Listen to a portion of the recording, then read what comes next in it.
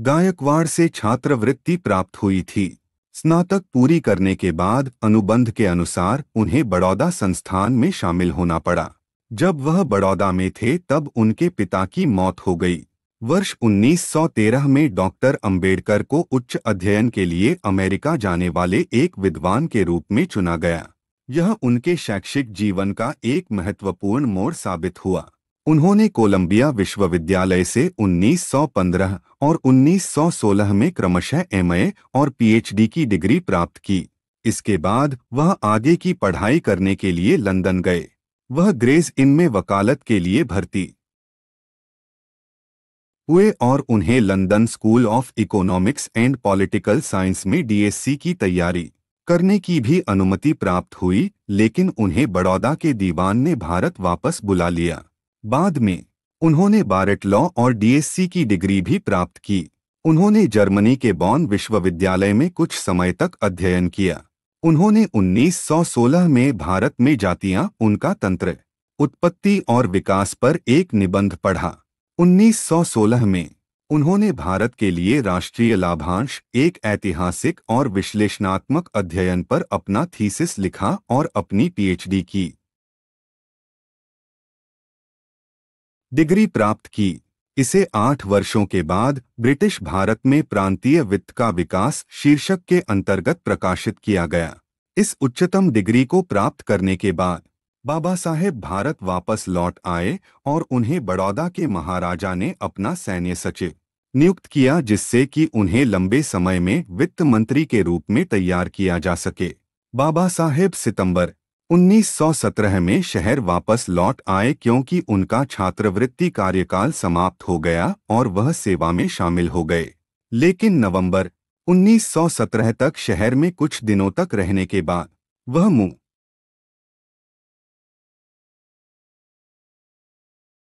मुंबई के लिए रवाना हो गए। अस्पृश्यता के कारण उनके साथ हो रहे दुर्व्यवहार के कारण वह सेवा छोड़ने के लिए मजबूर हो गए। डॉ अंबेडकर मुंबई लौट आए और राजनीतिक अर्थव्यवस्था के प्रोफेसर के रूप में सिडेनहैम कॉलेज में पढ़ाने लगे। जैसा कि वह अच्छी तरह पढ़ाते थे, वह छात्रों में बहुत लोकप्रिय हो गए। लेकिन उन्होंने लंदन में अपनी कानून और अर्थशास्त्र की पढ़ाई फिर से शुरू करने के लिए अपने पद से इस्तीफा दे दिया। कोल्हापुर के महाराजा ने उन्हें वित्तीय सहायता प्रदान की। 1921 में उन्होंने अपनी थीसिस लिखी। ब्रिटिश भारत में इंपीरियल फाइनेंस का प्रांतीय विकेंद्रीकरण और लंदन विश्वविद्यालय से अपनी एमएससी की डिग्री प्राप्त की। फिर उन्होंने जर्मनी के बॉन विश्वविद्यालय में कुछ समय गुजारा। 1923 में उन्होंने डीएससी डिग्री के लिए अपनी थीसिस पूरी की। रुपए की समस्या, इसका उद्भव और समाधान। उन्हें 1923 में वकीलों के बार में बुलाया गया। 1924 में इंग्लैंड से वापस लौटने के बाद उन्होंने दलित लोगों के कल्याण के लिए एक एसोसिएशन की शुरुआत की, जिसमें सर चिमनलाल सी तलवाड़ अध्यक्ष और डॉ अंबेडकर चेयरमैन थे। एसोसिएशन का तत्काल उद्देश्य शिक्षा का प्रसार करना, आर्थिक स्थितियों में सुधार करना और दलित वर्गों की शिकायतों का प्रतिनिधित्व करना था। उन्होंने नए सुधार को ध्यान में रखते हुए दलित वर्गों की समस्याओं को संबोधित करने के लिए 3 अप्रैल 1927 को बहिष्कृत भारत समाचार पत्र की शुरुआत की। 1928 में वह गवर्नमेंट लॉ कॉलेज, बॉम्बे में प्रोफेसर बने और 1 जून 1935 को वह उसी कॉलेज के प्रिंसिपल बने और 1938 में अपना इस्तीफा देने तक उसी पद पर बने रहे। 13 अक्टूबर 1935 को दलित वर्गों का एक प्रांतीय सम्मेलन नासिक जिले में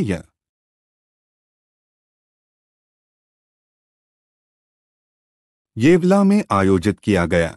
इस सम्मेलन में उनकी घोषणा से हिंदुओं को गहरा सदमा लगा। उन्होंने कहा, मैं हिंदू धर्म में पैदा हुआ, लेकिन मैं एक हिंदू के रूप में नहीं मरूंगा। उनके हजारों अनुयायियों ने उनके फैसले का समर्थन किया। 1936 में उन्होंने बॉम्बे प्रेसिडेंसी महार सम्मेलन को संबोधित किया और हिंदू धर्म का त्याग करने की वकालत की।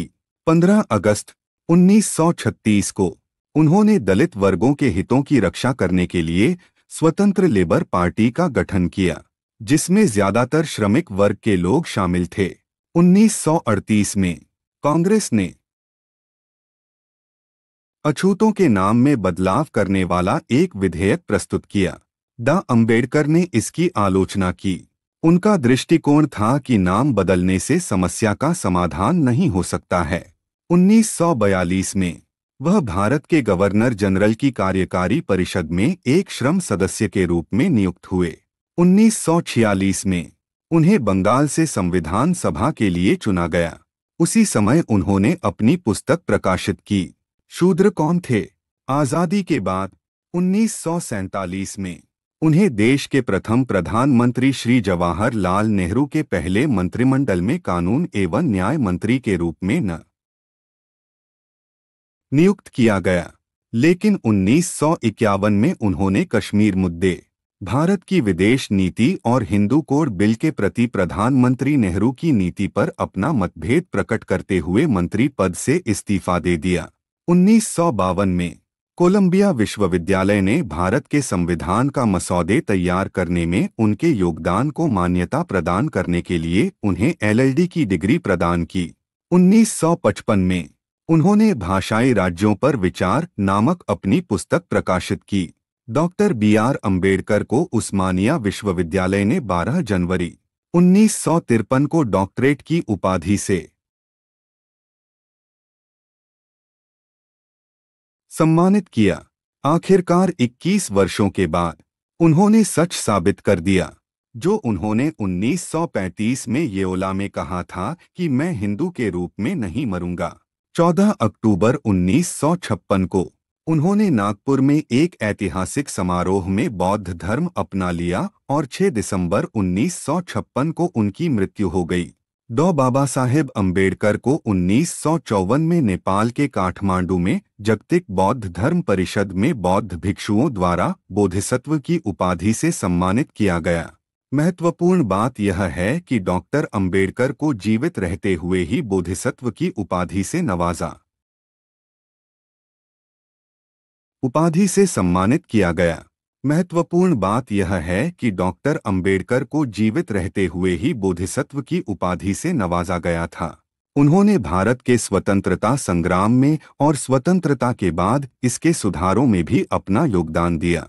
इसके अलावा बाबा साहेब ने भारतीय रिजर्व बैंक के गठन में महत्वपूर्ण भूमिका निभाई थी। केंद्रीय बैंक का गठन हिल्टन यंग कमीशन को बाबा साहेब द्वारा प्रस्तुत की गई अवधारणा के आधार पर किया गया था। डॉक्टर अंबेडकर का प्रकाशवान जीवन दर्शाता है कि वह विद्वान और कर्मशील व्यक्ति थे। सबसे पहले उन्होंने अपनी पढ़ाई को आगे बढ़ाने में अर्थशास्त्री, राजनीति, कानून, दर्शन और समाजशास्त्र का अच्छा ज्ञान प्राप्त किया, जहां पर उन्हें कई सामाजिक बाधाओं का सामना करना पड़ा। लेकिन उन्होंने अपना सारा जीवन पढ़ने और ज्ञान प्राप्त करने और पुस्तकालयों में नहीं बिताया। उन्होंने आकर्षक वेतन के साथ उच्च पदों को लेने से इनकार कर दिया क्योंकि वह दलित वर्ग के अपने भाइयों को कभी नहीं भूले। उन्होंने अपना जीवन समानता, भाईचारे और मानवता के लिए समर्पित किया। उन्होंने दलित वर्गों के उत्थान के लिए पुरजोर कोशिश की। डॉक्टर भीमराव के जीवन के इतिहास से गुजरने के बाद उनके मुख्य योगदान और उनकी प्रासंगिकता का अध्ययन और विश्लेषण करना बहुत आवश्यक और उचित है। एक विचार के अनुसार 3 बिंदु हैं जो आज भी बहुत महत्वपूर्ण हैं। आज भी भारतीय अर्थव्यवस्था और भारतीय समाज कई आर्थिक और सामाजिक समस्याओं का सामना कर रहा है। डॉक्टर अंबेडकर के विचार और कार्य इन समस्याओं का समाधान करने में हमारा मार्गदर्शन कर सकते हैं। डॉक्टर भीमराव अंबेडकर की पुण्यतिथि को पूरे देश में महापरिनिर्वाण दिवस के रूप में मनाया जाता है।